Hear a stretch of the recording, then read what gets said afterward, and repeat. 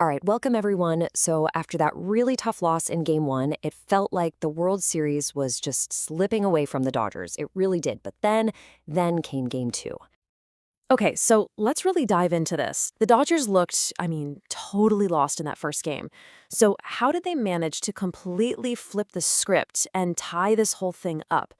The answer, it isn't just in the final score. It's kind of hidden in the strategy, some key moments, and yeah, some pretty crucial data. So, first things first, let's look at how the Dodgers even approached this game. It all started with a really bold decision, and I mean before the first pitch was even thrown. Yeah, instead of panicking after that game one loss, the Dodgers coaching staff basically changed nothing. I mean, nothing. It was a powerful statement. They were signaling confidence, trusting that their core group had the firepower. They were betting that the plan was solid. They just needed to execute.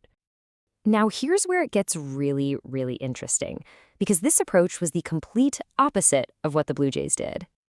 And this, right here, this just perfectly illustrates the two competing philosophies. You've got the Dodgers saying, trust the process, our guys are our guys. And then you have the Blue Jays trying to force the issue, shuffling their entire lineup to stack left-handed hitters against the Dodgers righty, Yoshinobu Yamamoto.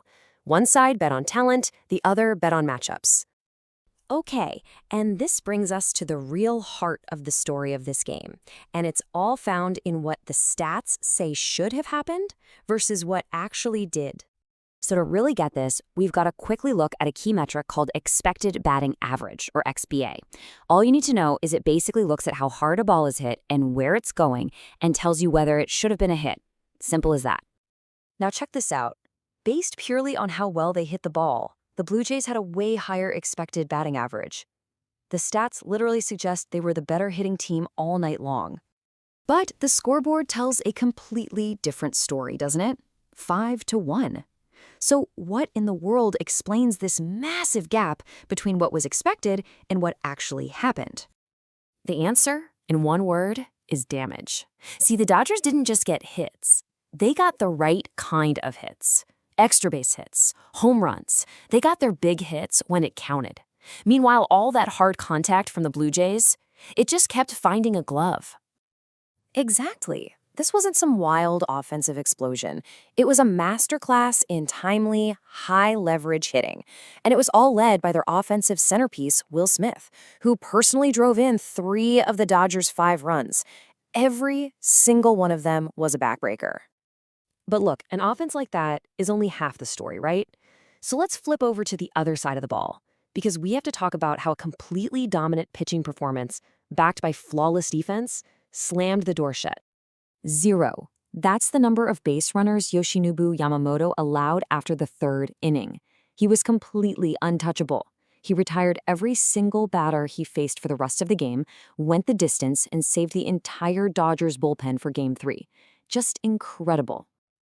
And Yamamoto was backed up by some seriously stellar defense, especially from Kike Hernandez in left field.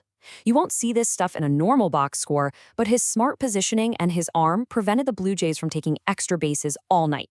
It's those little things that win you championships. And it all culminated in the 8th inning. This one play just sums it all up.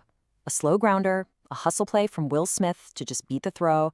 It wasn't flashy, but it avoided a double play, scored a run, and broke the game wide open.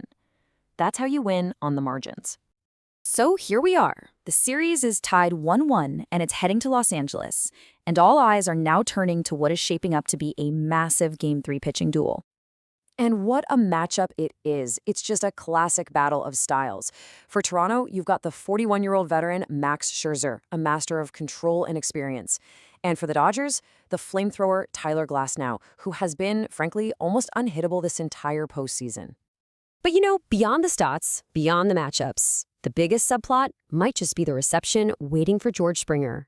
As a key member of that controversial 2017 Astros team, he is guaranteed a hostile welcome in Los Angeles.